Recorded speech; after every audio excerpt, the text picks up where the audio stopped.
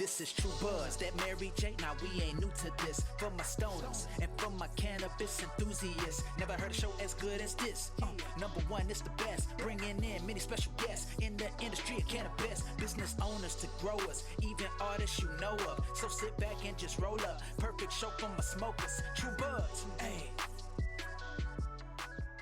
Your last harvest was the best you've had. Oh yeah, definitely. Tell me about that, man. I miss being there shooting videos. Yeah, it was usually we had the outdoor spot, like the second bigger one where we've done most of our videos, but that spot just like totally went to shit again. My buddy had this idea of doing like a netting thing to keep the bugs out basically, but it didn't work out because, once something got in there, it was like fucking in there, Oh, it couldn't get out, yeah, so it had to fuck get shit. Out, okay. Or like it just didn't have as good of airflow, and the plants got so huge, and it was just a waste, total waste over there, But it was a good learning experience at the end of the day, or was it? Yeah, at the end of the day, it was like, yeah, if you can't be there, it's like you can't count on anyone else to like fucking take care of it. So how often were you there? Like not as much as I would want to be. I've been busier now with the family and stuff, getting bigger. It's just like hard to keep up with them on a day-to-day basis. But it's like, I don't know, at least like once a week or something. But like once you get like bud rot or PM and stuff outdoor, it's like if you don't really like attack it, you're just gonna like get PM's pest, powdery mildew. Oh, powder. Okay, interesting. And that's just like it's like in the air. It's like everywhere, dude. It's like you see it on plants. It's like a white fuzz. You'll see it on weeds, tomatoes, all different kinds of plants can get it, so it can get on your clothes and it can get into your grow. That's why like at like bigger grows, you'll like change your clothes before you go in, or wear like covers on your shoes and stuff like that, so you can't bring anything like that in. Well, is there a certain time period you think, or like when it's infected or whatever? Like, it seems like when it's more moist outside, like in the late summer and stuff, you'll see it happen. Like if one part of the plant doesn't get a lot of direct sunlight, that'll be like prone to getting it on that area of the plant. So like what? How could you fix that? Like ventilation? Or like... You can remove it. You just have to like spray for it with like fungicides and stuff, like plant therapy, or you could use EM5 or lots of different stuff, but you have to just do like your like preventative maintenance to prevent it, or you will get it, because it's just in the air, That's crazy. Yeah.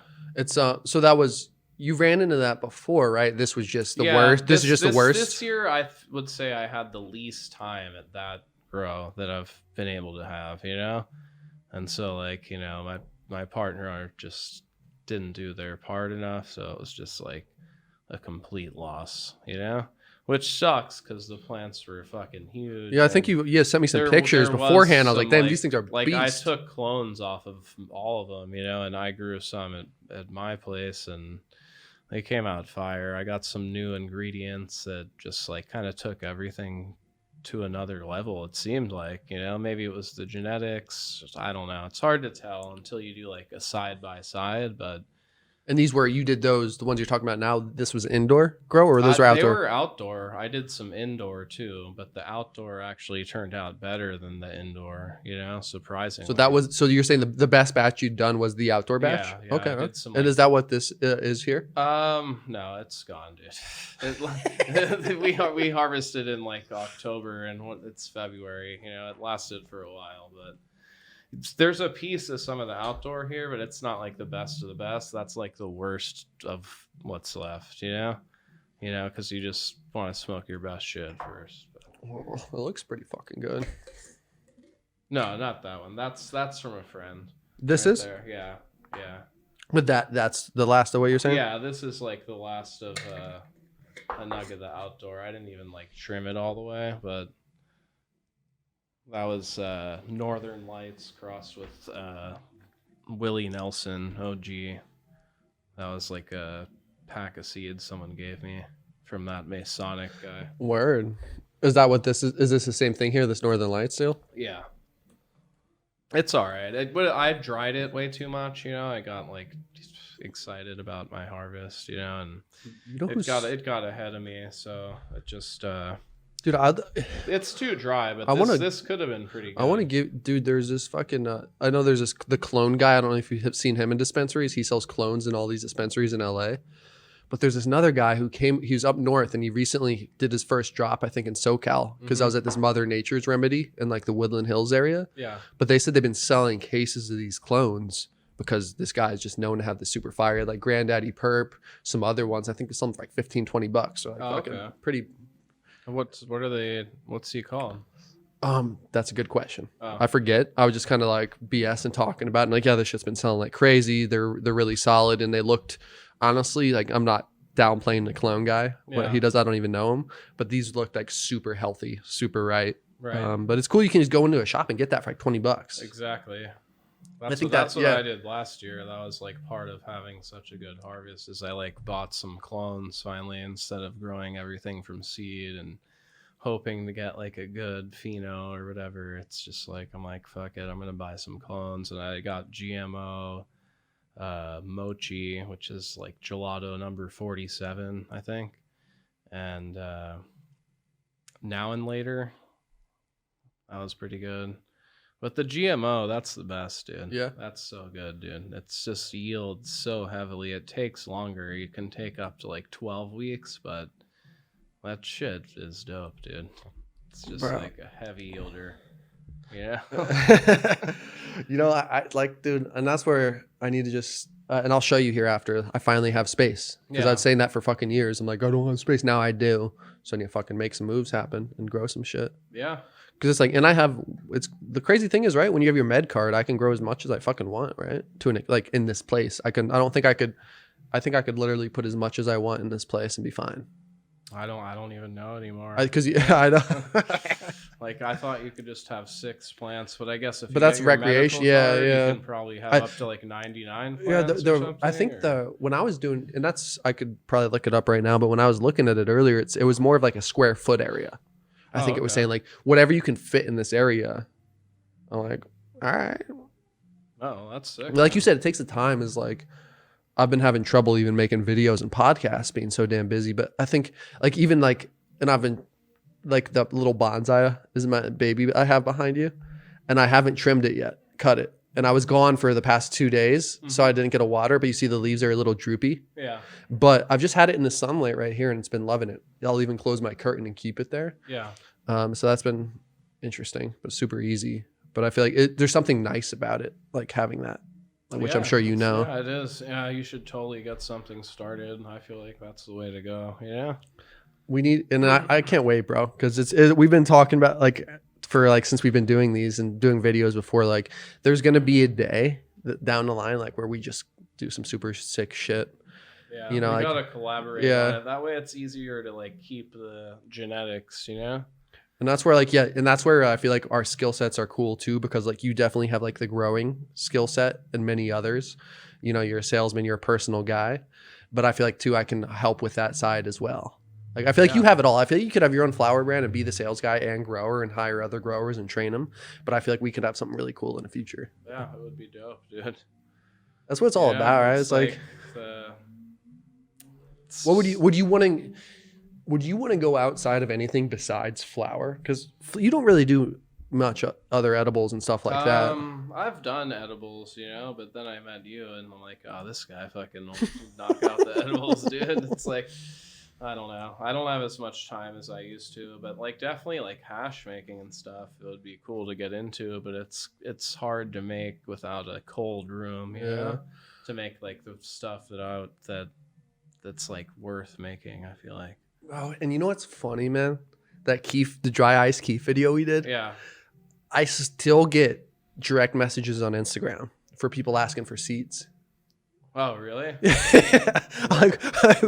some right there. I know, like it's funny because we shot that so long ago, and I'll try to, but they usually go to like my spam box or whatever it is on IG or whatever it's called. I don't know what that tab is, so I'll click there every so often, and respond like, "Hey, man, I'm sorry I'm out, but thanks for watching."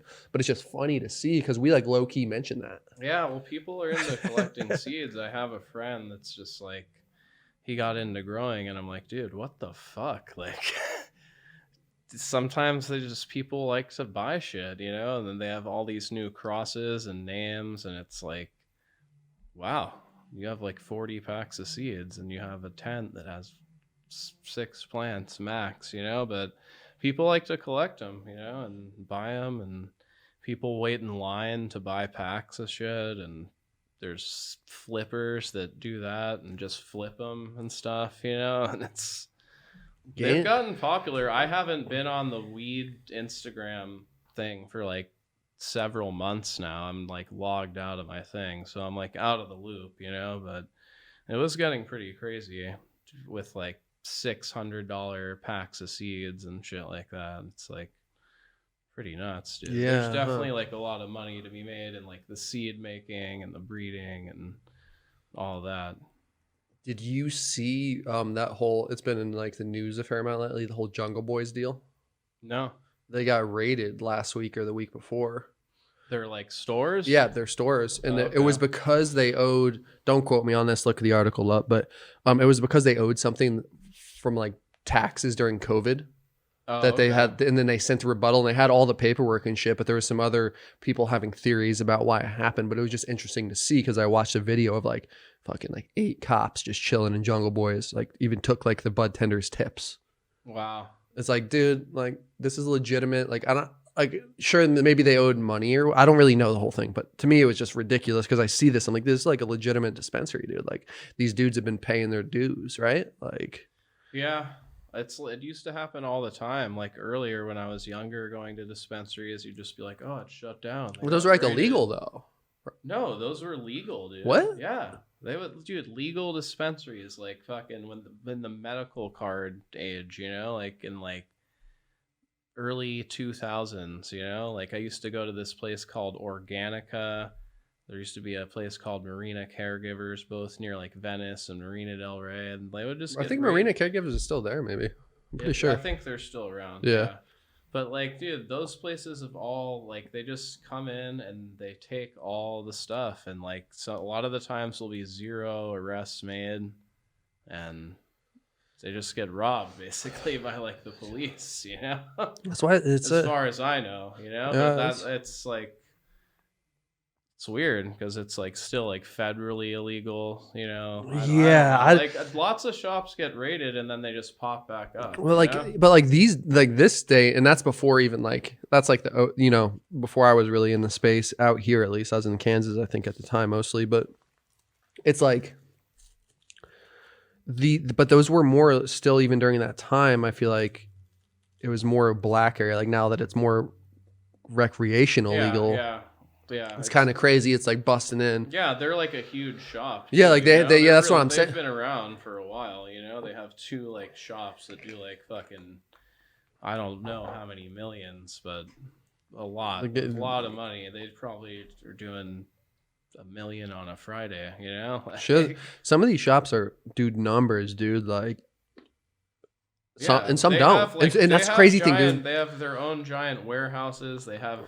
Like, but you go, they still can't even grow enough flour for their 2 shops they have, you know. They have like outsourced flour there too, you know. So yeah, the white label game is real, and it's crazy because I feel like, and I was talking to somebody else about this, like, dude, I was working for this company and I was selling this shit for, you know, 70 an eighth, but we are white labeling the same flour for another company that was selling it for 35 or 40. So it's like, that's where it's crazy of how much like just like branding counts, right? Like, yeah, that's what I hate about this. Yeah. Like, I really don't like going to the weed store anymore, because like, it's just like, it's either you go to an illegal shop and it's like, you probably like that shit's like sprayed with like pesticides or something, so you know, you can lower your costs by minimizing your loss. But like in the shops, it has to be tested and everything. But is it really, you know? And then what you're talking about, I don't know. And then it's like, oh, this is like you can get this deal. This doesn't sound like that bad. It's like an ounce for like $140 or something. But then it's gonna be like fucking $220 just like mids. Well, then you throw the tax on. Yeah. On it too, well, it's like. know? Like it's like I look at menus online every now and then, and it's like, oh man, I want to go spend $500 and check it out, you know. But it's like at the same time, you know, I could get way more bud like another way, you know. And I feel that, and that's. But it's cool to have the variety and have Yeah. all these things available. But it's just like it's fucking a ripoff. Like for like the best flower, it's $65 an eighth, and like during the like earlier in the medical weed times where it was like you paid to get your weed card, you know, like everyone and their mom in California paid $40 to get their card. It would be like $65, you know, and you'd get a quarter. It's Well, like, I guess there's like still the, those. There's the still price is like doubled, kind of. Well, you know? yeah, I would yes, and also though there's those other options that are still like your beast or like decent that are still cheaper. Yeah, But like I guess that's the. It's hard because that's part of the thing, right? It's like it's everybody in the weed game, like we were talking earlier, is such a value hunter, myself included. If I go to a shop and they have buy one get one on whatever eighth it is, and I check it out and it's a pretty good eighth, yeah, I'm probably gonna buy that over what I initially came in for. You know what I mean? Like, yeah. I just usually want to get the best stuff they have, but it's like there's so much shit that I just. do you have a brand? I feel like bad, like looking through so much stuff, and now it's like with the way it is in a legal shop, it's like they have like a 1 nug sample, you know, and like a little salt and pepper shaker that you can smell, and it's like you can't really like see the bud unless you like get to see like a good handful. I'm a big fan of just having the jar out, and what I've realized too is like. Not the dispensary's job, I don't think. I think it's the flower brand's job to have their sales rep or whoever come in and say, hey, I'll credit you to put a fresh sample in there. Because sometimes you smell the samples or you look at it and you're like, this motherfucker looks like old. Right.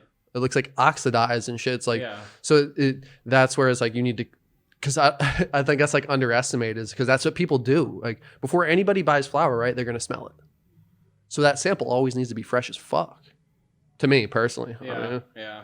I think it should be on a schedule. Change that thing out every 2 weeks. Let the bud tender have the eighth or whatever it is, because I've smelt some old ass samples. Bro, I'm like, but the brand's dope. They should just let you be like, here, you can just try a little bowl of like 3 of them or a couple of them. But like, I know how like the laws are, but that's how it should be. You'd be like, yeah, try a little, you know. But it's like there's too much legality involved with that, you know. Or you, that's a great point, though. It's just when you get weed, it's nice to be able to like touch it and smell it. Oh yeah. You know, you want to feel if it's like crispy or like too soft. You know, like you want to like get all the elements of it, not just like smell it through a jar. You know. Have you by chance caught any of Inspector Ganja who's come on before? Yeah, I heard that guy. Yeah. He's pretty. It sounded cool. You Yeah, know, he reviews all these brands and stuff, but it's like I just hate that like $75 eighths. It's like, yeah, you'd better fucking be great. Yeah, that's what he was saying. He's like, and that's like it better be like blowing my mind, but it's like that's the hard part. Like I don't buy enough of the flower from the shops to know like, all right, is this Cannabis or Connected or what's the other like big brand that's like $65 an eighth right now? Cannabis Connect. There's a bunch. There's like one more that like a lot of the delivery services carry around here. I forget what it's called. They have like I can't. You know, I would have. It's like they have like Gelinade and like. Is it Alien Labs? Alien Labs, yeah, Alien Labs. They're the other like $65, $75 an eighth spot that like lots of places carry on delivery and at a lot of shops around here. But it's like, how much better is that than the shit? Well, it's like $50. Well, you know? It's exactly. like, and then I gotta spend $100 and something if I can find out myself. Well, exactly, you know? and like having some of that around is dope to me. But that's where like I've said it on these podcasts all the fucking time is like I have like a homie like you who can, you know, grows his own shit. Like I'll go and buy edibles and shit, but it's like, to me, this is the way I look at it personally. If I'm gonna buy a $75 eighth, that's 2,000 or 3,000 milligrams of like RSO I could buy, or that's a couple hundred milligrams of a drink, or like some, you know, certain things. You like that stuff better, you know? Well, it's not even that. It's just that like I like it better for the price because it's actually like the technology and the ingredients and the time it takes to make it. There's no way I could achieve that on my own scale. Whereas Yeah. like somebody like you can achieve really quality buds that are bomb. Right. You know what I mean? Like Yeah. it's just hard to achieve those other products. Yeah, we don't have a lab. Yeah, to make yeah. those. So that's We what could- we that could yeah. grow some And that's bud, why I you fuck know? with it. And that's why I fuck with it hard. Like Yeah. as I spill my fucking J out and I'm I fuck with it hard. Dump this bitch out. Yeah, I like didn't buy any bud for a while, dude. Like, because it came out so good this time. Yeah. I don't know if you've checked out Build a Soil. I know you like YouTube. Say it again? Build a Soil. No, it sounds familiar as You fuck. should definitely check them out, dude. It's like a pretty awesome company, and they sell all these organic amendments. They have like really good content on YouTube. They have like this whole 10 by 10 series on all the different ways you can do your tent. You know? Okay. Yeah, it's like, dude, it's like a free grow education, and they have like some sick products that I've been trying that have just Like just like dope, soil dude. stuff. No, I got this stuff called Grower's Secret that's made from like a culture of a mushroom with papayas and pineapples in Hawaii. And you Shit. literally use like 1 or 2 drops a gallon, and you can spray it on, or you can water it. And I don't know. The plants fucking love that shit. They just look like healthy as fuck. The fan leaves on my plants are just like bursting. So you have a batch resin. going right now? Yeah, I have. Of like- course you do. Yeah, I always have. a He said, batch "You going motherfucker." right Yeah, of now. course I always Yeah, got. I have like 1 batch going, and then I have like 3 more plants to replace those when I harvest. The hard part is drying, you know, because like how I have it set up, I've been drying in my grow, you know, so I'll like pull my soil Okay. out and I'll like box it up, you know, and kind of like let it, some worms kind of like work through the soil and stuff in between grows. But I think this So time, drying in the same area is hard. You're saying? as I grow, because then you have to stop growing, you know, because you can't. Dry So you just need it. another grow room. You just need a dry room, basically. Yeah, I need a drying room, you know. Yeah, exactly. That's why it's cool to like collaborate and stuff, you know, like for sure. But Bro, that was the it's first. like- I remember when you took me to that one, when you were working on that one in downtown LA, wherever it was. And I was going through my phone the other day and I looked at that picture. I was like, that was the first biggest grow. That's still the biggest, like, kind of low key grow I've been in for sure. Yeah. But at that time, I hadn't done tours of like places like THC Design or like Farm to Lab and whatnot of like these Yeah. other facilities. But at that time, I was like, shit, that was fucking legit, dude. Yeah, it was pretty legit for sure. They had a good setup because they had a fucking good area to do. That was fucking hydroponic, everything. right? Or was that soil? No, it was all hydro. We actually had, there was like one section that ended up being soil, but What it was do you- hydro.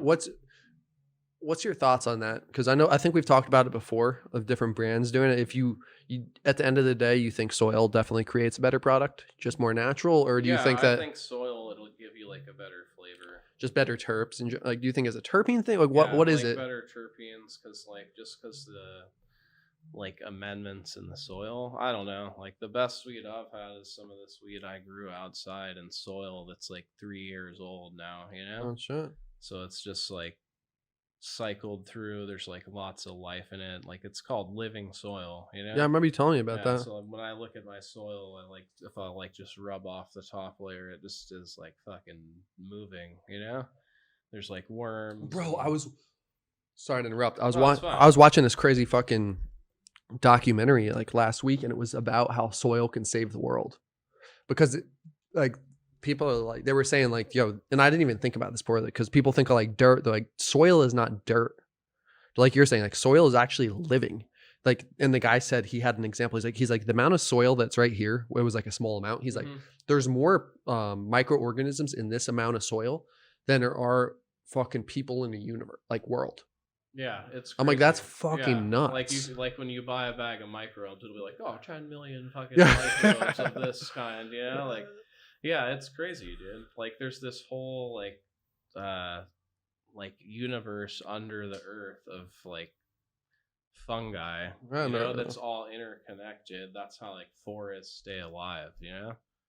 It's fucking crazy, dude. Like if you look at a forest, like all the trees are like mostly like the same, because like if one tree isn't getting as good of a nutrition, they can use like the fungi to communicate to like get that tree like more nutrition and shit like that. It's pretty insane. I can be that fun guy. I'll talk to it.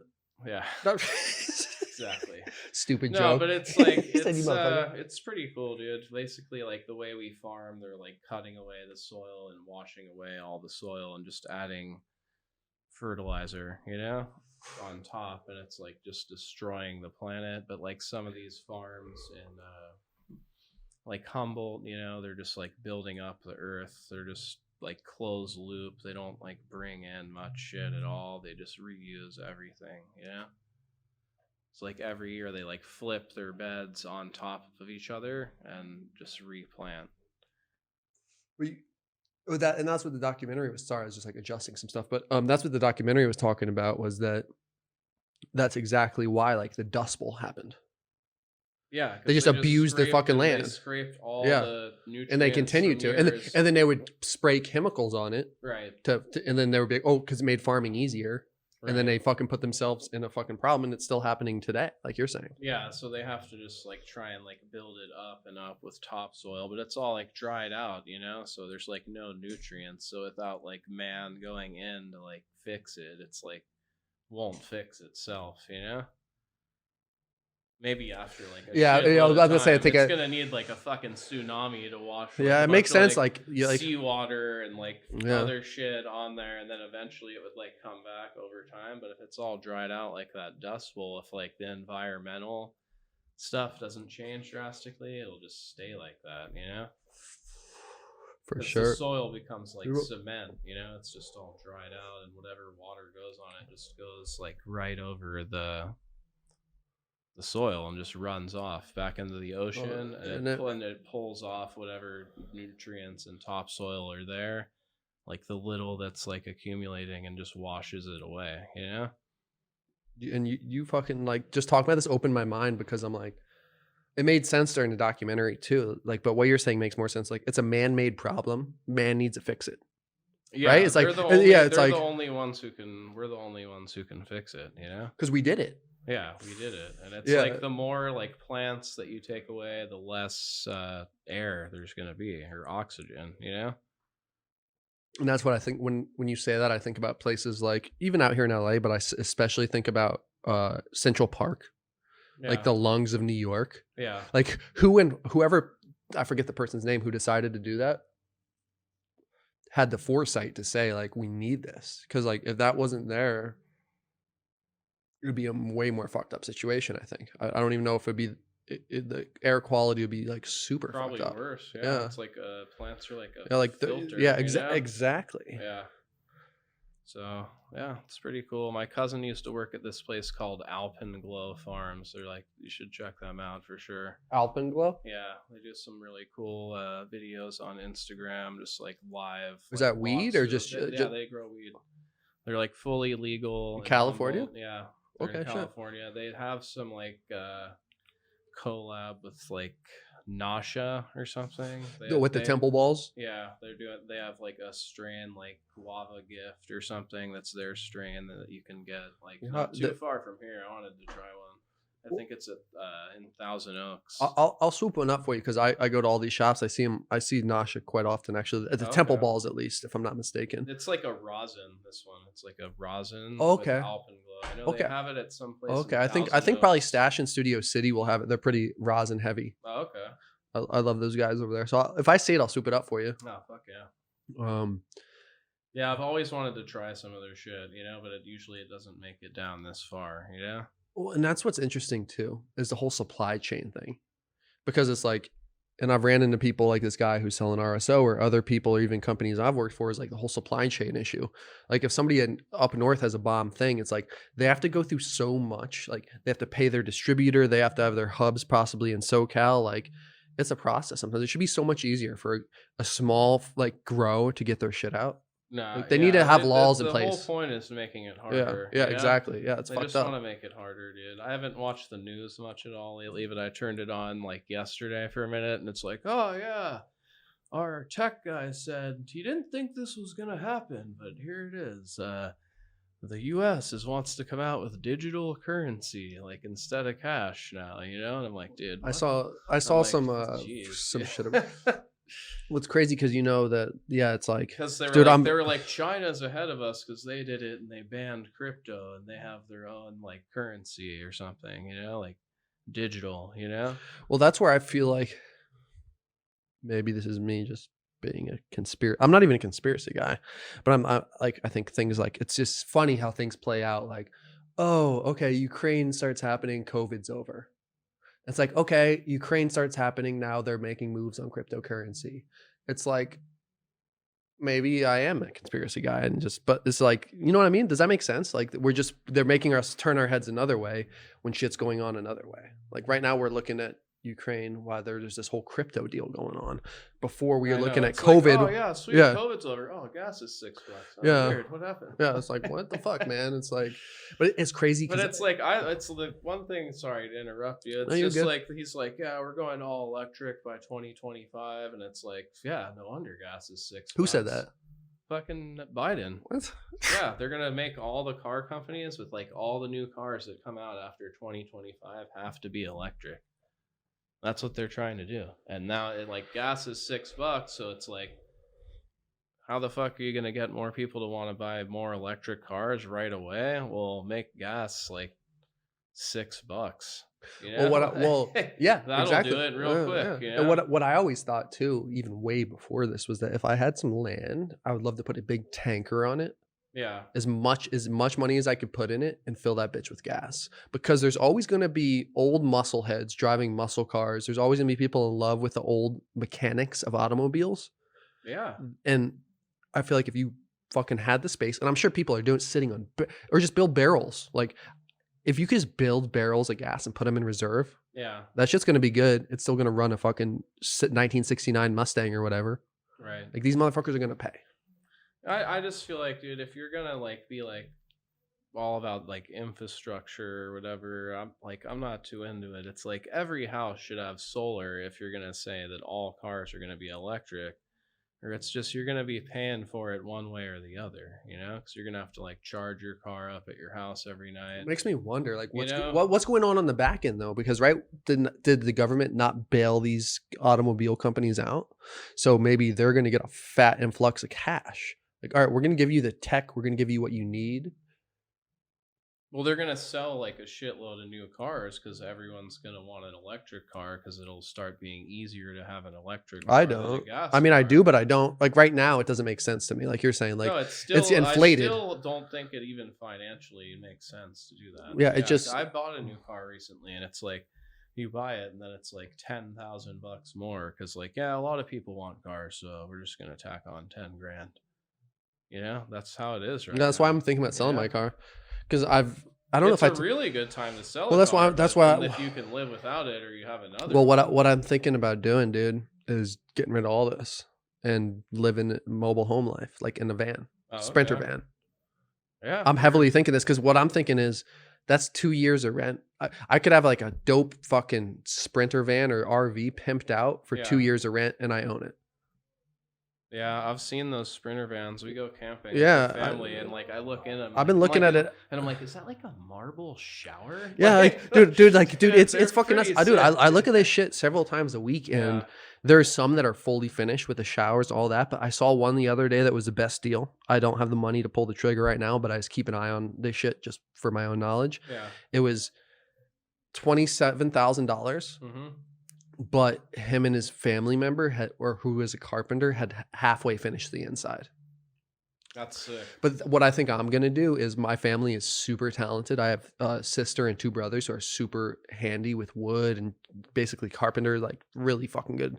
So I think I'm just going to buy a Sprinter van and have like pay them to pimp it out custom. Okay. Yeah, I'll pay them to make me a pimped out camper shell for my truck. Dude, see, I saw one with like a guy has like a cabin that pops up. This dude who goes to Big Bear all the time. I'm like, that's freaking dope, dude. It's sick. Yeah. And it makes sense. And that's where like I'm also in a little bit of this? Oh yeah. This is for you. Yeah.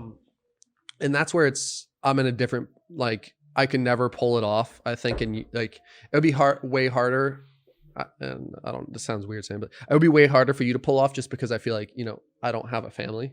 No, my girlfriend, she's like, yeah, let's just get a trailer. We can do that. I'm like, we have kids. We can't do that. She'd be all about it, But we'd have to go a lot bigger than a Sprinter. We need like a full-on RV. Dude, some of those are pretty reasonable. Like if you're going to get a tow behind, which you probably could in that car you had, it looks like it has like towing capacity, that new Kia. And that was what I was thinking too. I was almost thinking, but we're going to get on a tangent here real quick, but I was thinking a couple different things. My heart's telling me to go towards a Sprinter van because I can pimp it out, make it dope. And it's also low key. I could park it basically on any street. Yeah, that's a huge component. Not longer than like a full size pickup. Yeah, and or even like having like one of those Lance, like the pickup bed campers. Yeah, that's my kind of runner up right now because I could buy a dope pickup truck and like drop that off and still drive the truck. Yeah, the Sprinter, I've been in one time. Like some guy rented one for like this trip for the job I had. Dude, I'm 6 feet tall. You can walk around in it. Dude, it's like a stove. In a camper shell. You can't like comfortably walk around in it and stuff. Dude, my bosses is pimped out. Sprinters are so customizable too. Like every time I see one, I'm trying to get a peek inside. And like, you would never know. What do you have in that? Yeah, thing, you would never know what's in there, dude. Yeah, because there's all different ones, and it's like. So it's just like a box. It's like an apartment. Or I'm gonna throw this idea out, and if somebody out there takes it, take it. I've had other ideas taken off my show and stuff, but I want to do a mobile, potentially podcast studio first and make money off the vehicle and then pimp it out, or have it pimped out from the beginning as a home. But I think even before it was a home, I can make it an accessible studio very easily. Like I'll show up to your doorstep, I'll record your pod. Or I'll have like an engineer or somebody else do it, probably because I'll be somewhere else. But it's like, I haven't seen that, and I've Googled the fuck out of it. Nobody else is doing that. Yeah, so I'm like a little mobile, and it would be quiet as fuck. The audio would be on point because if you've ever like had having a phone call even in a car is really quiet. So it's like the audio, even if you're in a busy highway, is going to be on point. Oh, it's Sprinter podcasts. Yeah, podcasts on the go or some shit. Yeah. Dude. I don't know, man. But either way, that's what I plan on doing, is doing that. And then I think what I'm going to do in the future is, depending on the job and when things become more chill around, is like, dude, we have such a bright future with weed. Like, one of me and you, like, your girl was cool with you taking a road trip for a month, and we fucking just had like a weed road trip across the states, like fucking podcasting. Consult, you could help consult grows. I could help on the other sides. Like that would be tight, dude. Fucking awesome. But like, even aside that, like we could actually, and this is why I think the van's a great idea, because I think not only would we be having a fun ass time, like, and we'd actually be doing business, but through all that we could be making our own cool shit. It's like it's like a cool way to work, like get consistent shit off 24/7 basically. Yeah, we'd have to get like a couple stops set up, go to like some different grows and stuff. It would be freaking awesome. It's rare to get blueberry. I feel like I haven't had a blueberry strain. You never hear a blueberry. It's I've never since back in, that's why I'm maybe nostalgic for it, because I smoked a blueberry bud back in Jersey, and I haven't really been able to find that blueberry. We used to get that like back in the day.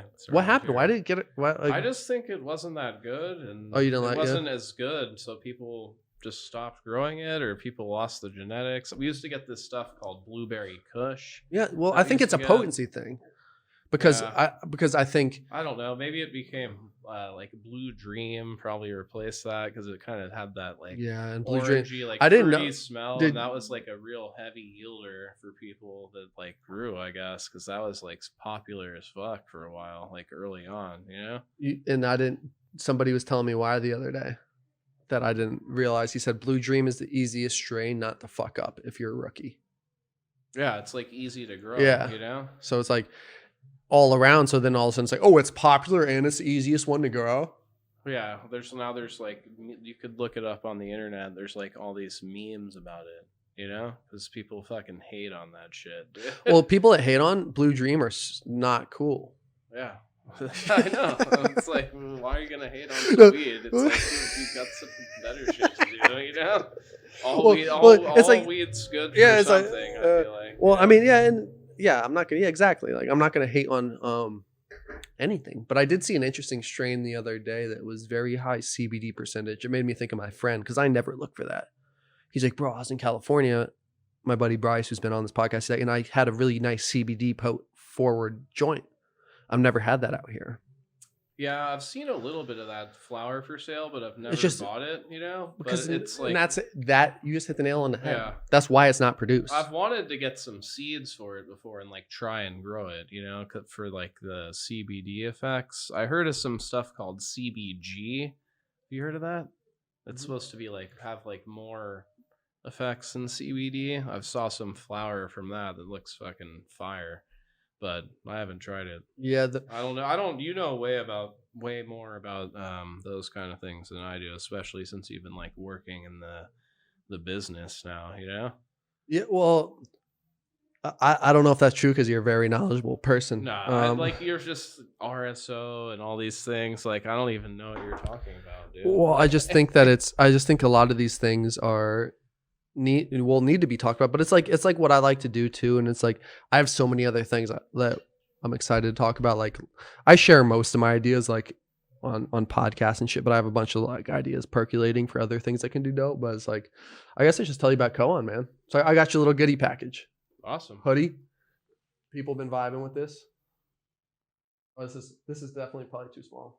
What size is this? That's a small. I have a large for you, but pretty dope logo. Yeah, that's awesome.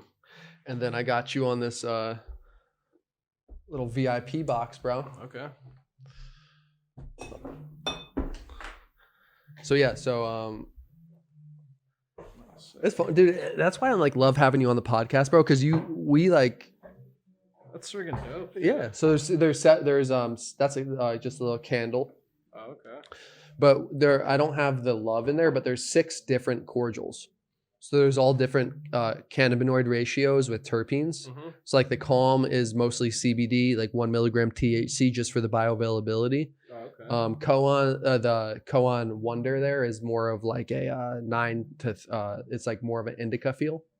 Play is more sativa, 9 milligrams of THC in there, 3 CBD. So and then like Create's pretty dope. It's 6 milligrams of THC, 6 CBD. And then if you pop one of those open, I'm curious to see which one you decide to try a little play. Try a little play. Okay. So you just drink it? Or you can mix it too. Oh, so okay. just push it. Oh, okay. Or you push in the size. Okay. No, it's interesting to see. I always love seeing people. My girlfriend says I'm like an animal. Like, when it's like a plastic thing, I'll just like stick my finger in it. It's like, who opened this? Wolverine or something? She always like makes fun of me for that, dude. So I'm surprised I didn't just like tear open the whole box. No, I love it. I love it, bro. But yeah, this is some. I'm the same way. I find myself getting aggressive, especially with the weed 1/8 bags. Like I'll just rip this bit. Yeah. You ripped the Ziploc part right off.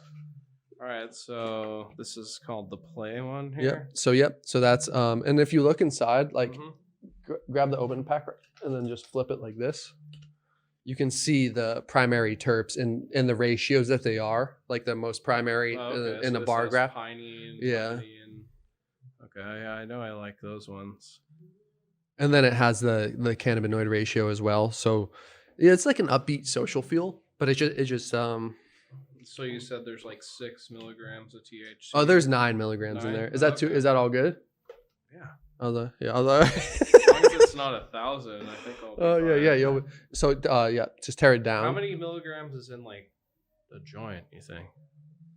Of like good weed. That's a great question. I broke the fucking thing off. It's all right. You can open another one. All right. See how it happens. It's a thing. There are little instructions in there. But I respect it, dude. I'm the same way. My girl would get mad at me because I would just buy something that I need to set up and I never read the manual. Like if I buy like any piece of furniture, I'll never read it. I just start building it. And then I'm the same way. I have kids, so with the toys, I'll just start going, Sometimes it fucks us over though. But I'm so lucky, dude. My girlfriend, she's takes over those things, luckily. Let me crack one of these and do a little cheers.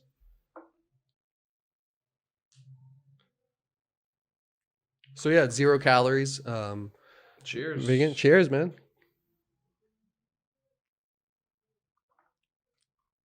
So yeah, you can mix it in whatever you want. As you. Oh, it tastes good. This would be good in like a margarita. Yeah, I enjoy. That's probably one of my favorite tasting. But it's like I like how you can shoot it like It little tastes straight. kinda like yuzu juice. Dude, the Hattori Hanzo. I'd have some yuzu juice at my house, right now, and it tastes like that. Dude. Do you remember the Hattori Hanzo? Yeah, that like whiskey sour. Yeah. What was it? It was Suntory Toki. Shout out Keenan. What was it? Suntory Toki. Matcha simple syrup. Yeah, and yuzu Liqueur. Yeah, and then fire. there was a little lemon juice, right? And some lemon, yeah, and egg whites. Well, yes. Yeah. Yep. Yeah. Dry shake it. Dude, that shit was on point. Yeah.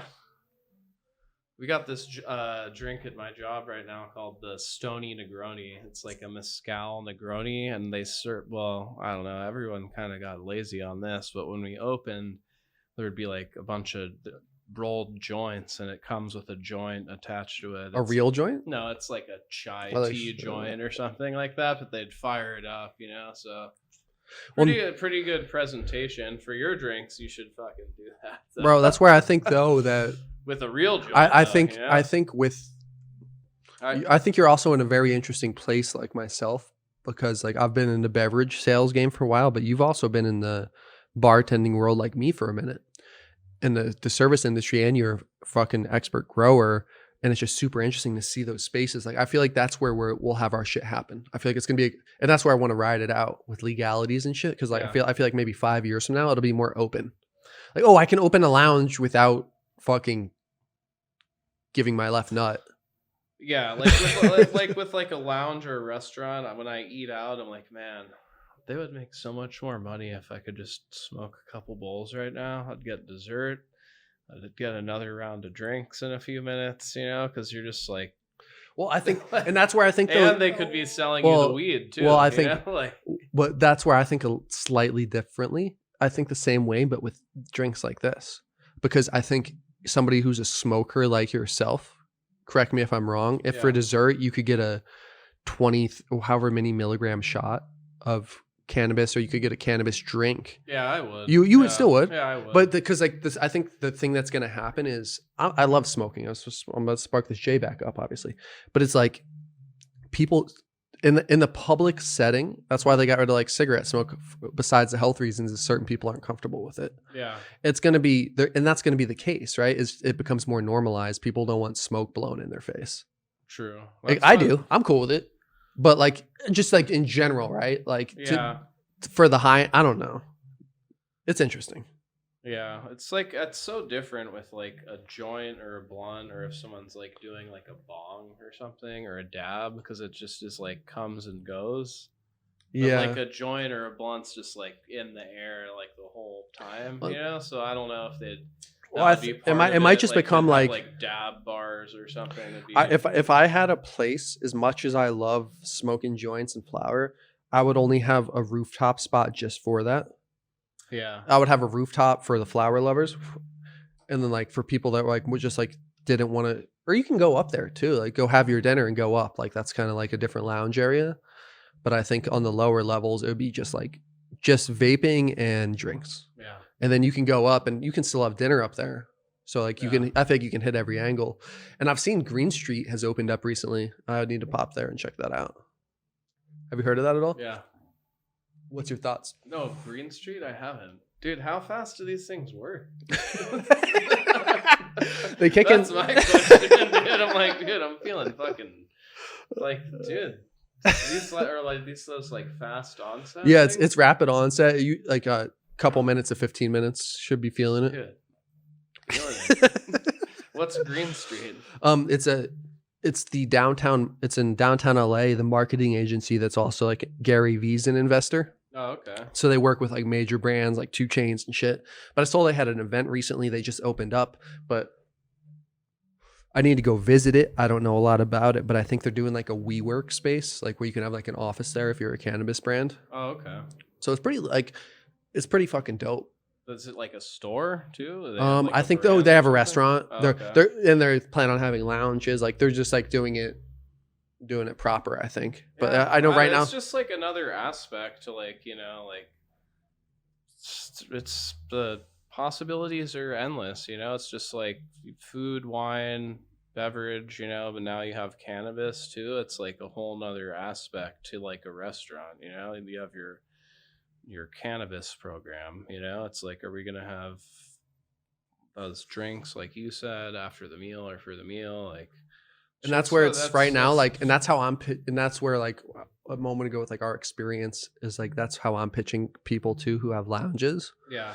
is like, I know the space, I know the beverage world, and I can curate like a craft cocktail experience with Koan at your lounge. And I can not only do that, but I can help train your bud tenders and teach them the skill sets. Yeah, And it's coming, dude. there's not many brands that can do that. It's just like LA has so many lawyers. We'll probably be like, we won't be the first ones to like do this shit, dude. It'll be New York, because you see in New York now you can smoke weed on the street. You know that, right? You can just walk down the street and smoke weed. And then You've always been able to do that in New York. Well, like I know, tolerated, but now yeah, it's yeah, like yeah, I know, fully legal, yeah. and like I heard they were doing some like new like walk and sip like red cup law too, possibly. They They were like, yeah, you can just whenever I went to stroll New York and as a drink, like it's fine. dude, when I was a young teenager, I would walk around New York City with 40 ounces yeah, and smoking blunts. yeah. I guess they have real shit to do. Yeah, yeah, there. well, yeah. It's like yeah. I wasn't walking through nice, like I wouldn't go through like a super nice area I don't doing know. that. Everything's becoming more tolerated. When I don't know if you go to the beach much, but like It's been a dude, minute. I'm overdue. you should go to the beach, and you're gonna be like, holy shit, it's legal to drink on the beach now. Well, I used to be that's what I would think too, because or the craziest one was Dockweiler Beach. Have you been there? Yeah. Yeah. So that was my first time there. So there's the fire pits, people digging their own fire pits, people walk around with cases of fucking getting lit. I'm like, is this like that beach was? There was only was like one beach in California and San Diego where it was like legal to drink, and I'm pretty sure they banned it. But like ever since the pandemic, it's like no one gives a fuck, dude. Like every beach I go to, it's like people are just like fucking blatantly drinking. Like I'd be like, oh, I should probably just like pour it in something else. I'm not trying to fucking get a ticket on the beach. I'm trying to I think people drinking out of glass should get tickets though.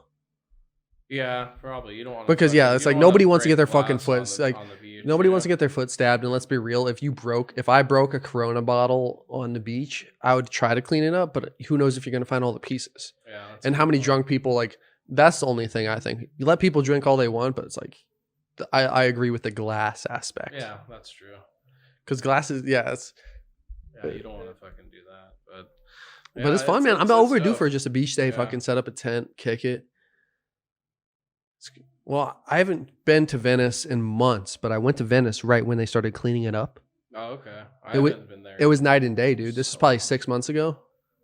So it was right because Venice started to clean up the area, and they just pushed all the hobos down the street more, or wherever. But I was walking down it, and I'm like, dude, this is a whole different fucking vibe going on here. Yeah. It's pretty crazy. Yeah, I'm gonna have to check it out. But right now, I don't know. I haven't been in a minute. I mean, the homeless thing's something interesting too. I don't even want to go down that whole fucking rabbit hole, but something's got to figure out. It's crazy. They've built some like houses by my place, like little shacks. It's fucking where people can live. They just need to make more of that shit, I guess. Yeah. It's fucking crazy. Yeah. It's gotten crazy. Yeah, it's pretty nuts, man. But I feel like, and have you seen all this stuff going on with the trying to get fucking legal weed in the Redondo and Hermosa and shit? Not that much. I saw something about Hawthorne. They were gonna have like some city council meeting about the future of weed in Hawthorne and what they plan to do. I know like Orange County opened up a bunch of shit because originally like Santa Ana was the only city that could do shit out there, but now like there's more places opening up out there in Orange County. But I haven't heard shit about that. But well, it's like what I don't get the problem. Dude, I remember when there used to be shops in Redondo. There was a shop on 190th right past PCH. It used to be like my local skateboard store, you know, and then they fucking were like a weed store for a while. But then there's a moratorium in like Lawndale, Redondo, Hermosa, Redondo. Like, why don't they get over it though? Like, what's the issue? They still want. It's all about their property value. You think it? Yeah, totally. Dude. They think it's gonna lower their property value? Totally. Yeah. You think it will though? No. But it's just the look of like being in like a now. Like I looked at houses the other day and I'm like, holy fuck! Like Redondo for like the shack that was built in the early 70s, late 60s, the small, like the house that like you're gonna buy to tear down, dude. It's $1 million for like the shittiest house in the town. You know, it's like if you're by the beach, it's like $4 million for like the house. You know, so it's like, yeah, they've always wanted to keep it out, to keep like the riffraff out, you know, keep the bad people out. But it's like the truth is all like a lot of these people smoke weed anyway, and now they're just get it through delivery services. It's just some like rich fucking, you know, it's like the people that go to these meetings, just, you know, before they like beat the stoners that are just buying say shit no from the shops. They're like, yeah, we're gonna kick these people out. Fuck that. We need a yoga studio, not a weed. But it just doesn't make like, and that's where like what you're saying makes perfect sense, because like from like a different perspective, like it makes so much sense. Like being on the beach and smoking, like, because that's like the surf life, like beach life. Like I picture people smoking. Yeah. Like, it was there. It was right there, but like they kicked it out. They have some illegal shops in Redondo for sure. There was one shop like on the border of Manhattan. It was like behind a Costco. And they're like, yeah. So I was like, how do you have a shop in Manhattan Beach? And they're like, well, technically, we're actually a delivery service. And across Rosecrans, that's Hawthorne. So we have our warehouse right there. And you go in and you order your weed, right? And then someone drives it across the street in like a couple minutes and gives it to you. So they found like a legal loophole to get a shop in Manhattan Beach, but they're gone already. There is one shop though. There is one shop kind of like in the Hermosa area.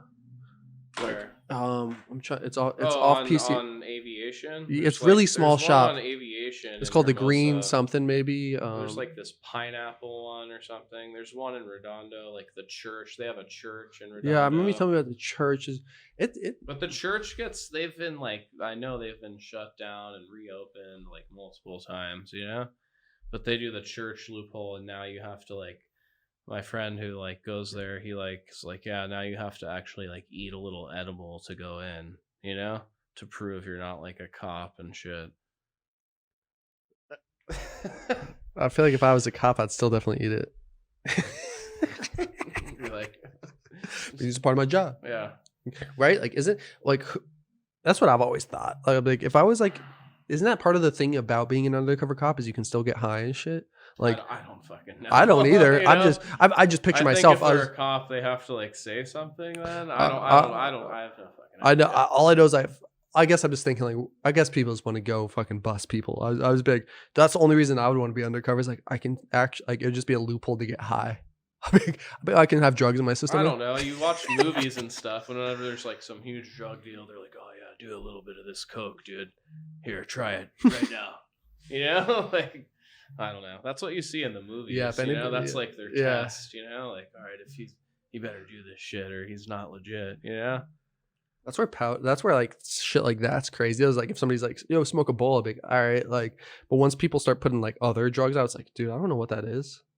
Yeah, I don't really fuck with that stuff too much, dude. Like, I just always stayed away from it, dude. That's a good. I'm the same way. I'm just like a weed and. I enjoy good beer and good cocktails. But. Yeah, me too. I don't know. It's like shit's changed now. There's like so many fucking drugs. It's scary, and bro. now, like, and even having like, it's with all this whole fentanyl shit and it's crazy. Yeah, I'm glad I missed that. Yeah. You know? Yeah. When I was younger. What was it when we, what like was when it? When I was younger, it was like weed and mushrooms and fucking acid. Some kids were doing coke and stuff, but people weren't like fucking with all these different pharmaceuticals. And how does that feel if you don't mind me asking, how does that feel as like a parent, like knowing that's going to be like even worse in the world when they grow up?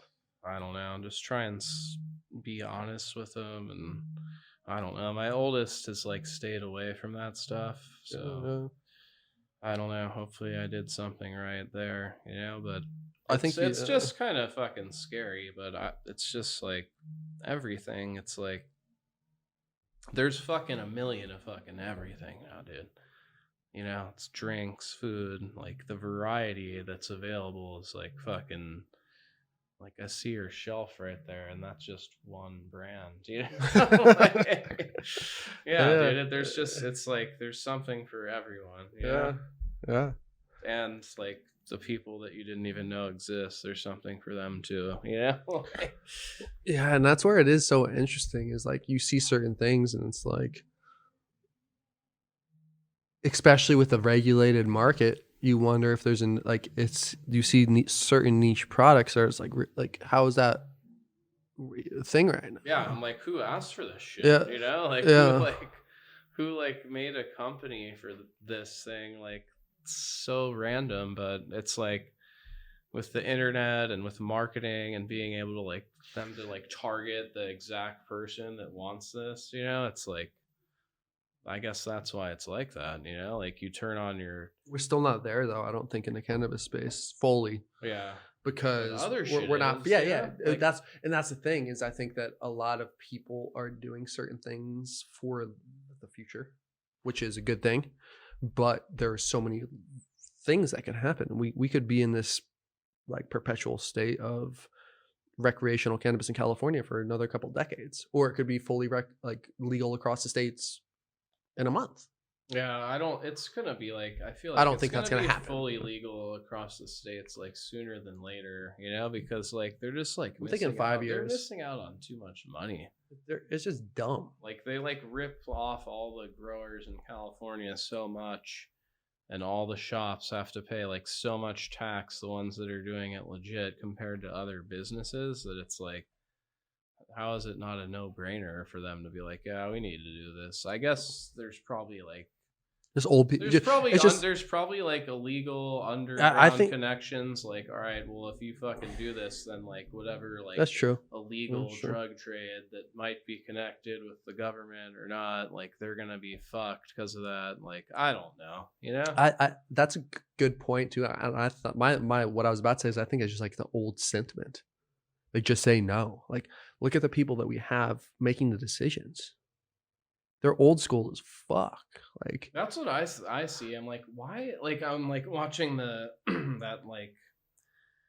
I'm just like, this thing got me, dude. The fucking the State of the Union. State of the Union. Yeah, I'm watching the State of the Union, and like I'm just looking at like Nancy Pelosi and Biden, and I'm like, why are these old ass people running our country? They're fucking old, dude. Like they look like they could just keel over at any moment. Yeah. And it's like once you're like 70, do you have the best interest of all like the children and everyone? So maybe you could be like on an I agree. That's what I thought. I think the exact same thing, but I'm like me trying to be nice. I'm like maybe you could be like on an advisory panel, like just like, but that's why I don't fuck with it usually. But like I see people like I saw his video, fucking Jocko Willink. I don't know if you ever follow that guy, Navy SEAL. Yeah. He did a video to like Putin about the shit, which is crazy because Margot, who you know, my girl, was from Kherson, the first city to get taken over. Oh fuck.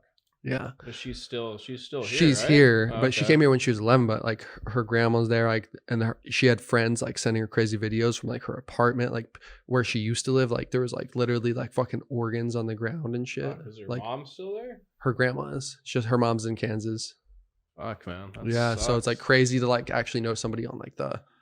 Yeah, I see the videos and it's just fucking terrifying. Yeah. Dude. It's like I could only imagine what those people are going through. It's like fucking apartments or like fucking just blown up and shit, It's like terrible.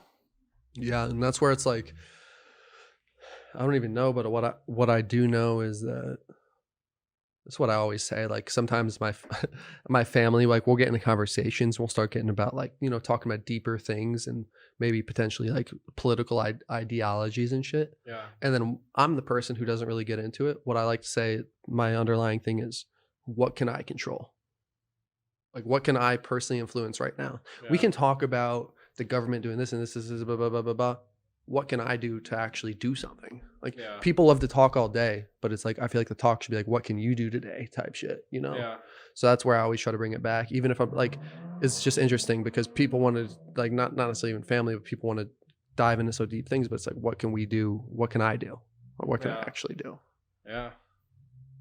I don't know. That's exactly. And Exactly. that's why I feel like I fuck with the weed, because I was like, there's always something to give back there. So like, and I think that's an underestimated thing that, like, when you know, you talk to people who use it for medicinality too, and you like, I believe I'm a recreational and like medicinal smoker. Like, I actually have like back pain and other pains and shit. Like, it actually does help, but I do like it just to chill and have fun too. Yeah. Yeah. I feel like you're the same way. Like, there's Yeah. actually like Yeah, medicinality. totally. Yeah. Like, I don't know. It's interesting. Exactly. Like, why wouldn't you use it for both? You know, if it works for both, then by all means. That's where I think that the other, you know, cannabinoids will be interesting to see how those. I think those will play a better part for people who are more just want to be medicinal and don't want to get a feeling from it. But I mean, I don't know. What's your thoughts? Have you smoked have you smoked a Delta 8 joint? No. Neither have I. I've eaten a Delta 8 gummy and it got me pretty high. I'm like, I think What's this. supposed to be the difference in that? Well, it's like Delta 8 is supposed to be more of a body high. Oh, okay. But what I really think it is a different chemical structure. But the reason why it's popular is because it's sellable across the United States. Legally? Yeah.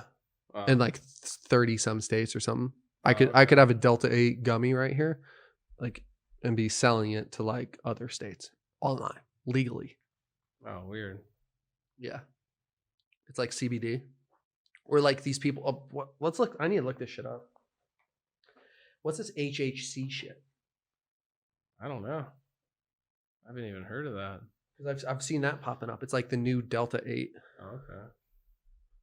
Maybe it's not even. I thought it was like a fucking like branding thing.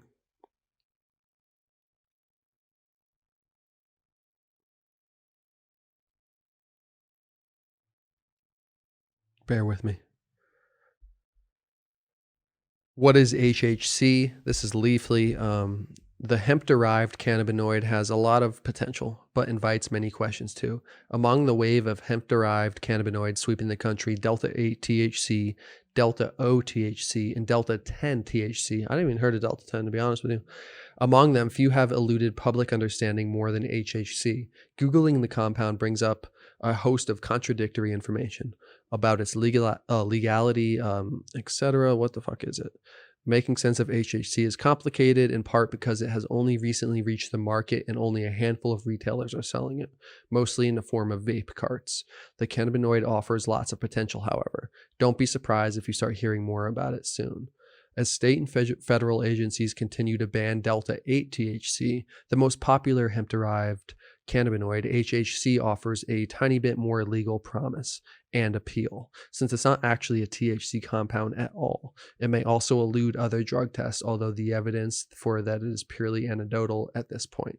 HHC is one of the fastest growing products, one of the main retailers of cannabinoid told Leafly, this due to regulations. So it sounds like another cannabinoid kind of. It sounds like it just sounds like a marketing scam. It sounds like another way for fucking rich guys to make fucking money. Yeah, like, yeah. That's what all those things sound like to me. It's like, well, weed's legal, but this is kind of like weed, and our scientists have found that this and that, and like, you know, there's always gonna be like the dumb end of consumers or whatever, or like, you know, the people that like are just gonna buy like whatever. Oh, this is legal though. Oh fuck yeah, because I live in Texas and it's a felony for weed still, so I can't risk that. But I want to be cool and fucking, I don't know. Like, there's just like so many people and so many links to hit these little niche markets with like Instagram and shit and all these different groups that you can like focus your marketing to. You know, it's like, there's just too many people out there, and they're just gonna run with it. These companies are gonna be Yeah, like, oh, yeah. we can.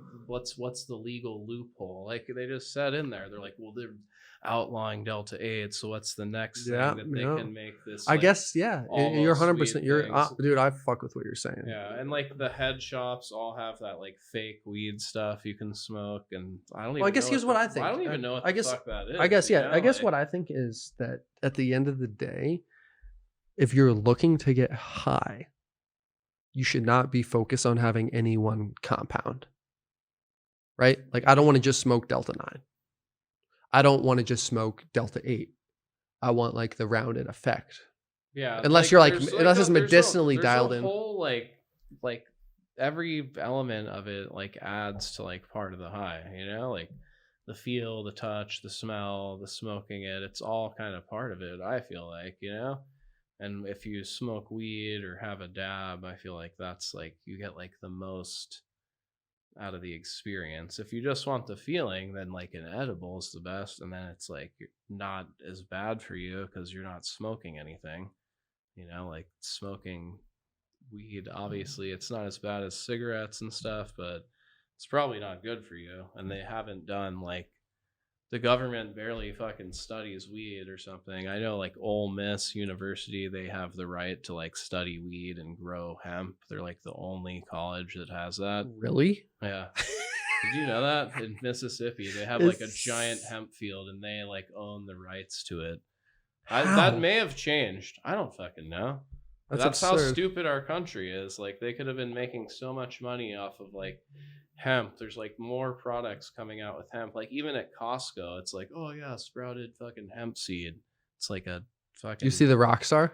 protein, you know? They have hemp Rockstar now. Yeah, hemp seed Rockstar. Yeah. Like hemp is just like a good selling point. It's And just- anything with hemp is like it sells Yeah, it's just- right now, you know?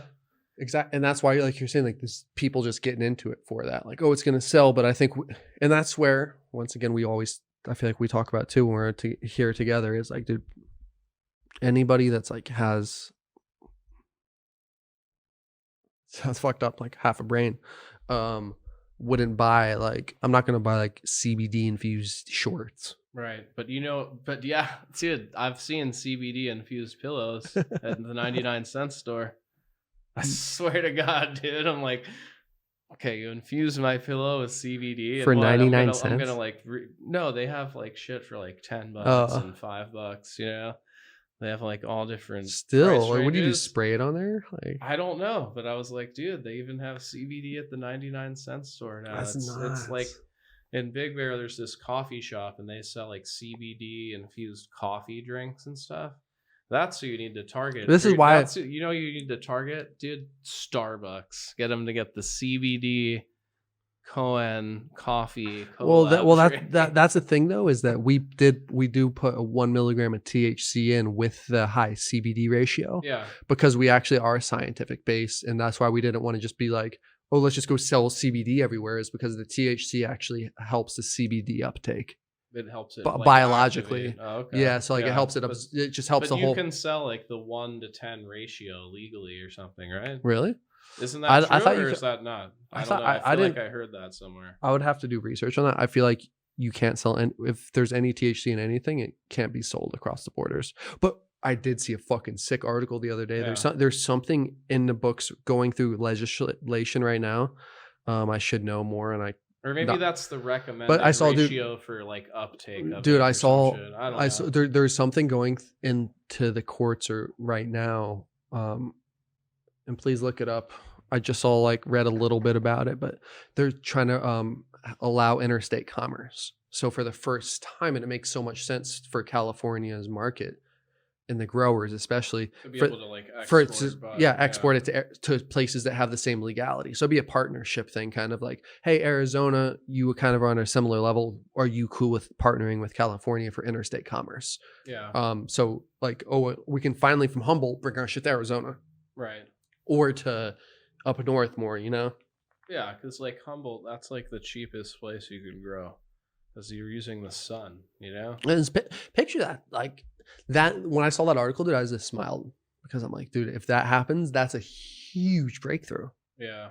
And maybe they'll be able to get more money because they'll have more Yeah. buyers to be able to offer it up to. But And then I I don't think- even know how it works if like you're contracted to give everything to one distributor. I'm sure there's all kinds of different deals that go on. You know? I think that there's a lot of like licensing things, but I think a lot of times you can sell in bulk and white label a bunch of stuff. I don't know if there's like I don't think you need a special license for that as long as you're a manufacturer and have a seller's permit potentially. Oh, I could be okay. talking about my ass here, but I think there's a lot of growers who grow stuff and they have their own company, and then they also have their excess, or they have other rooms where they allow for that white label process. Yeah, or they have the Smalls brands, you know. Yeah. Like everyone's left their like small nug for cheaper stuff, you know. Yeah. What are your thoughts on that? What are your thoughts on Smalls?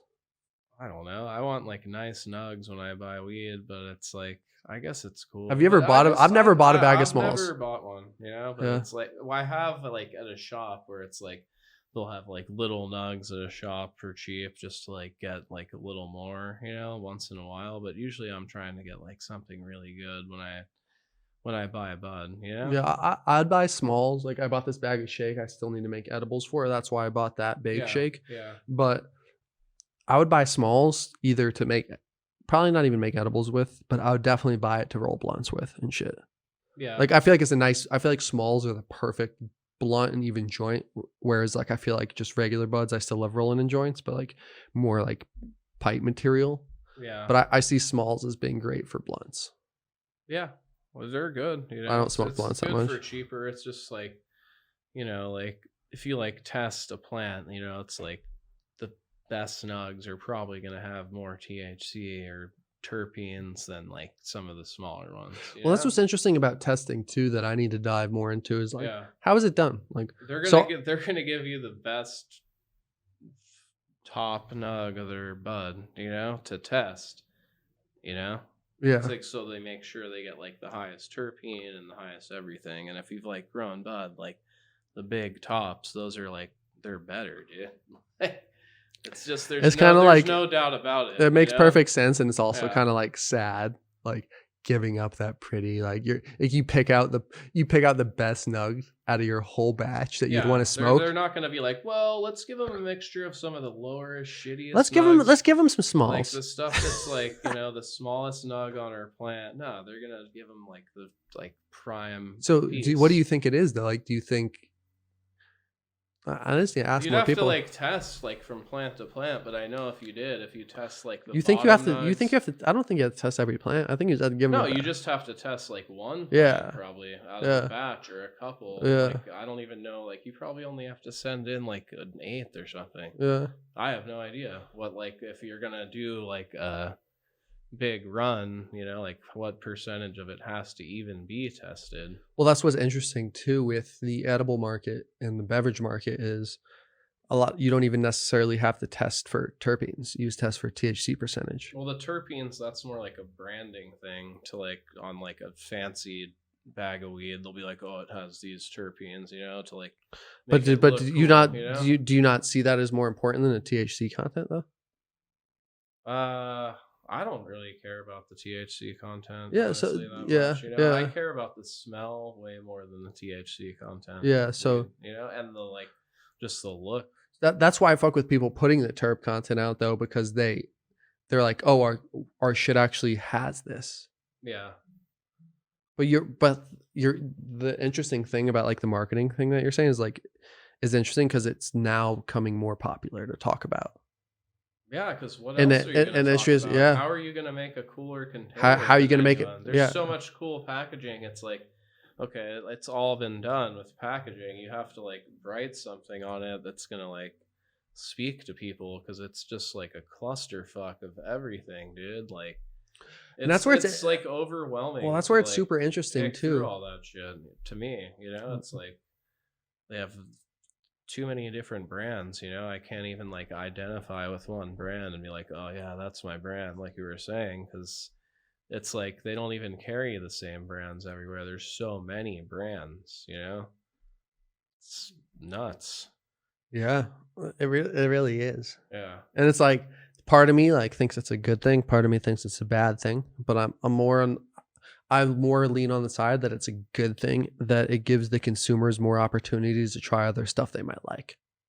And then the winners are going to win out because the consumer chose for them to win out. Yeah, If that or makes the sense. winners are gonna win out 'Cause they have like, capital. pay for like shelf spacing. Yeah. In the big shops to like Yeah.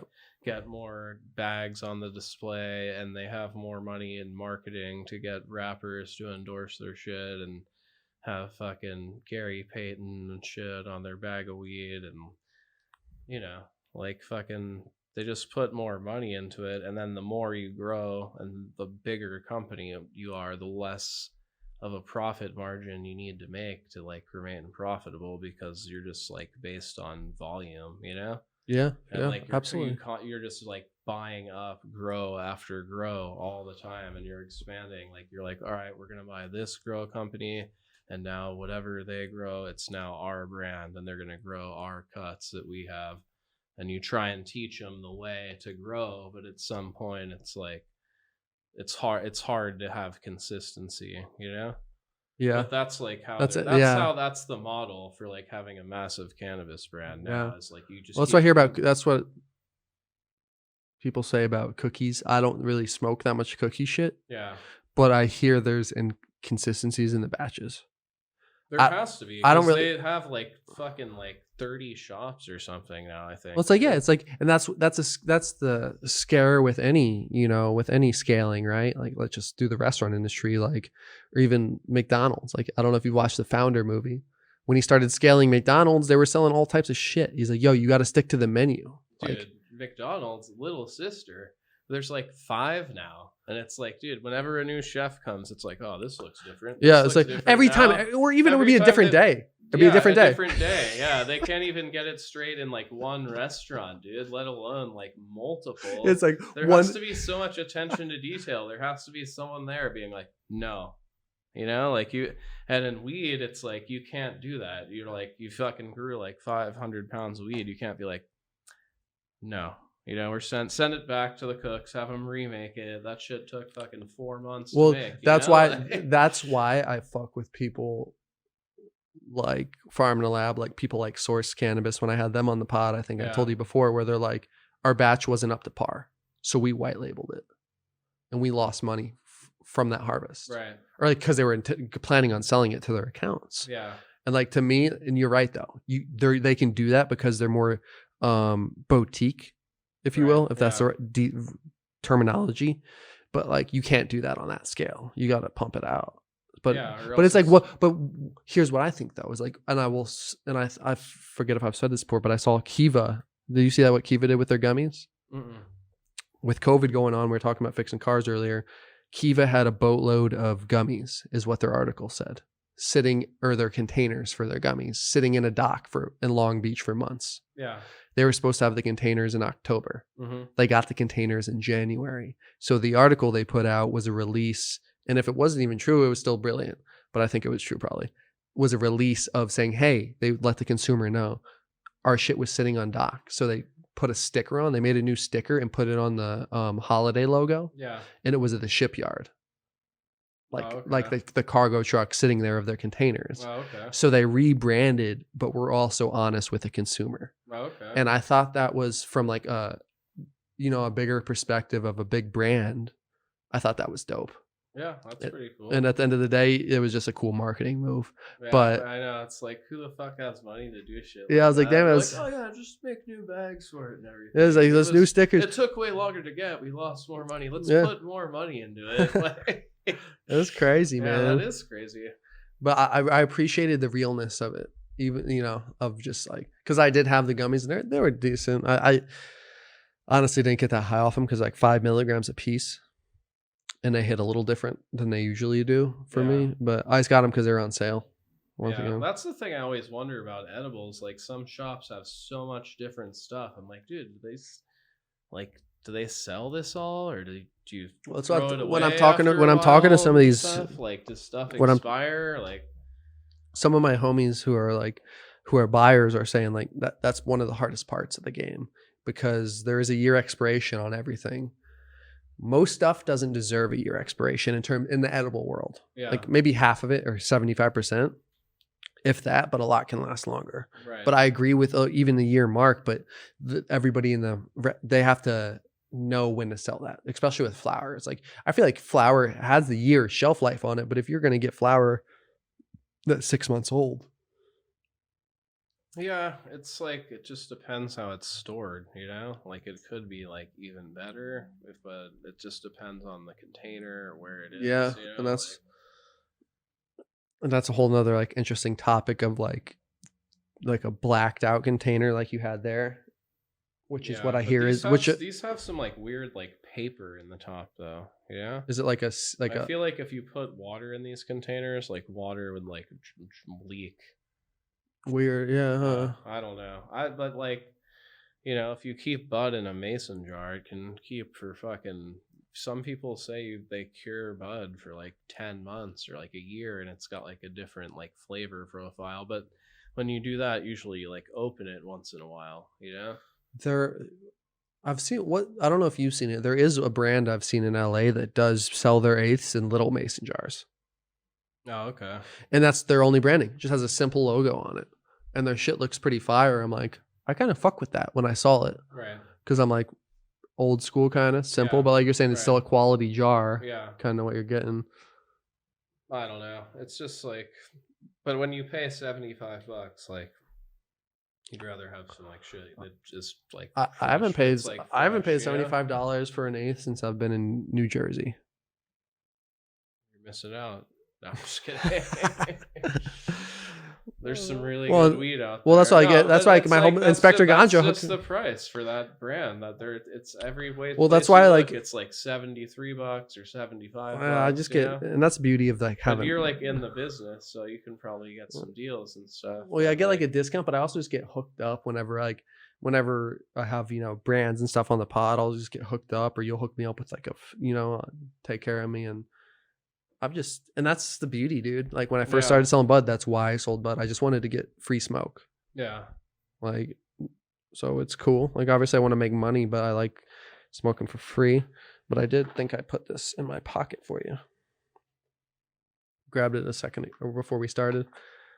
The little, had the homie from Corova on, wanted to give you that live resin. I know you dab a little more than me. Oh, sick, dude. So yeah, he hooked me up with like a whole goodie bag, dude. Oh, okay. They had that's where I realized what Delta 8 was really, dude. I ate half this 1,000 milligram cookie. Has 100 milligrams of THC. Yeah. And 900 Delta 8 THC. Yeah. And that shit fucking rocked my world, dude. And then they have like a little 100 milligram gummy and then this Corova Unrivaled shit. But that, just a little live resin action. Oh, okay. This is dope, dude. I know I need it. I'm gonna step up the dab game this year is my goal. But I know you already have everything. So. I haven't done a dab in so long. Oh really? Creme brulee torch friggin' crapped out on me. I haven't bought a new one, but it's tough. I guess I'll take that sucker back to Bed Bath and Beyond tomorrow. Yeah, man. I think I just need. I just use my little nectar collector thing. Oh, okay. Yeah, that thing's actually pretty sweet. It's simple. Yeah, I actually like that. I still have that, but you still need a torch. Yeah, you still need a torch, but I like how it's just like but they have electronic ones. I've always wanted to try one of those Puffco things. I heard they break here. A lot, but I heard they're pretty sweet too. Yeah, it's hard for me to and that's the thing about being in the game. That's why that's why I haven't bought it. I'm just waiting for somebody to offer it for free. Yeah, like I have a hard time. Yeah, I don't blame you. They're not cheap. I don't think. Again, it would be worth it. Like what? Just send me one. I'll fucking rep it. Like, but it's like this fucking nectar press, dude. Yeah, I don't really mess with the extracts too much. It's hard. You got to have everything on point. You don't know what you're getting. It's hard to judge. But I will say, cheap shit is the batter. I will say though, butter, I will say. After I pressed the bags with this Yeah. and made edibles with it, was one of the most potent batches of edibles I've ever made. Oh, really? Because I did like 2 or 3 bricks that were like a half ounce each. Of bud? Of the press bud. Of the press bud. Oh, okay. So it was pressed in this machine, so it was kind of decarbed. Yeah. And then I put it in a butter or coconut. All I remember is like, I was like, dude. Oh, of the slabs you squeeze the rosin out of Yeah. or whatever? Yeah. Oh, maybe that like activated Yeah, so it activated it. Yeah. And that shit was fucking potent, bro. Also, you smashed it so it looked like And it was like more looked like bud nothing than you thought it was. Yeah, you know? because I put it was 2. Yeah, it was a half ounce each. Because I put them both in a mason jar and I sealed the Okay. jar and I let it infuse in the jar. Nice. And like you're saying, it was just so small. It looked so small. Like if it was an ounce, it'd look like this. But it was Yeah. like 2 skinny bags. Right. And those bitches were already like decarbed and that shit hit. So, but that's what made me, that's what gave me a little more love in it, even though I haven't really used it. It's like, oh, I can still get some concentrate from it, but I can also utilize it to make some potent ass shit. Yeah. I don't know. Yeah. For whatever that's worth. I don't know. Yeah, I'll have to try it out after. I wish I had tested it out this fall when I had more bud, but Hey, man. more to come. Yeah, next time. Yeah. But yeah, this batch of the indoors looking better than ever. I'm trying to like get the hang of my little room that I made, so it's coming out fire, dude. Yeah, I guess that's a big question I have for you actually. Before we kind of wrap it up, is like ventilation. So if I was just right here in this room, it would be fine to grow. I don't necessarily need extra air coming through. I can just open a window and be okay. Or like have a ceiling fan. Like what's like there's air in here, you know, so like you don't even like it's gonna like come from like through your vents or like under your door, you know. The air is gonna come in here, dude. So I'm all good. This place isn't airtight, so if you fucking set up a tent, you're gonna have an air. But do I need a tent? You need no, you don't. But it would help. You It don't only need a tent, but you do need something to like move air. a ceiling fan wouldn't be efficient. No, you need a fan and you need a scrubber.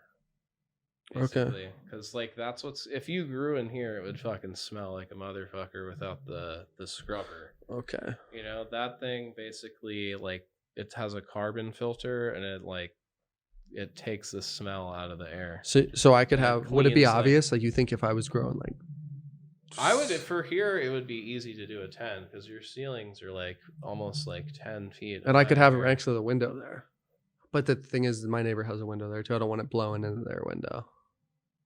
You could have it so the tent exhausts into your apartment, dude. And like you would have one filter on the inside pulling it through, and then you have the inline fan that's the motor, and it would suck the air through your tent and push it out into here through the carbon filter. So it would be like double filtered and it would have like no fucking smell. Or you could just like hook the other end of the filter into like the ceiling or out of like even my like fucking oven valve. No, but Yeah. I like the idea of having it just come in. You could do that, yeah, but then it would get like grease on Yeah, and shit from yeah. when you Well, cook I like and your- stuff, but, I like just having it in here because I have like this area could be opened up for that. Yeah, you could totally have a tent in here, and if you put 2 carbon filters, if you exhaust the air into here, like it would be fine. Like I have in my room, like I have it in a bathroom, so there's a vent in the bathroom, and I have the filter pulling the air out of the room, you know, to get the heat out of the ceiling, and then I have like that draws air into the room too, you know. And then outside in the outer room, I have like a HEPA filter to like clean the air that's going in there, you know. Legit. Yeah. So that's Yeah. how I have mine. But if I had a tent, then I'd want like 2 carbon filters, one on the inside and one on the outside. You know, and you could do it either way. You could pull the air from the outside into the tent or vice versa. And I would just need a little crack. Yeah, yeah. Yeah. So it sounds like the best thing to do would be pull it into the tent, exhaust it through here, so it kind of dissipates. Yeah, and then you'd need like another exhaust to let air out of the tent too. If you were pulling it in there too, there could just be like a hole. But I feel like pulling the air out of the tent might be better. You know, I don't fucking know. They'll tell you at the shop. I've never had a tent, but like you definitely want. So you definitely want to do the carbon filter, dude. If you're gonna flower in a tent, 'cause it's gonna fucking smell strong. But I have like no smell, dude. It just pulls it right out of the room. That's why I feel like I could have some, because I got some openings. I could do some pretty good ventilation. You could fit like 2 tents in here. That's what I'm thinking. Yeah, So one I can for do some veg work. and one for growing, or one for drying your shit in when it's done. But The hard part is keeping the tent the right temperature, you know? Yeah, it can get cold. Might It gets hot fickle in here. 'cause it seems like you have windows on Yeah, this wall side. will get hot as fuck. Yeah. But also it does get cold quick too, because Yeah. my sun hits the sun hits the side all day. So I have blinds out there, but Yeah, but if you get an LED, I guess those don't run as hot as like the lights I have. yeah. So it would. Yeah, in the summer though, you're right though. This bitch will get hot. It will get hot. Yeah, but you can kind of time it out so you're like not growing at that time. And Yeah, you also have an air conditioner, so like that's true. Yeah, you I can don't control know. the temp- I forgot I had that. I haven't used it like twice. It costs money to run that bitch for sure. Like if you run that all day, it's gonna be like a few bucks a day. But like Well, that's true, the yeah. cost of growing. Yeah. You know, if you once you like get like a couple good harvests and you don't have to like buy any weed and you can break your friends off with bud and like it's a nice feeling, you know, and it's like it fucking helps your wallet, dude. Just, for real. even if you get the buy one get one, dude, it's like fucking shit ain't fucking cheap. For You know? real, It's not real, cheap, real you know? shit. This is True Buzz, that Mary J. Now we ain't new to this. For my stoners and for my cannabis enthusiasts, never heard a show as good as this. Number one, it's the best. Bringing in many special guests in the industry of cannabis. Business owners to growers, even artists you know of. So sit back and just roll up. Perfect show for my smokers. True Buzz, ayy.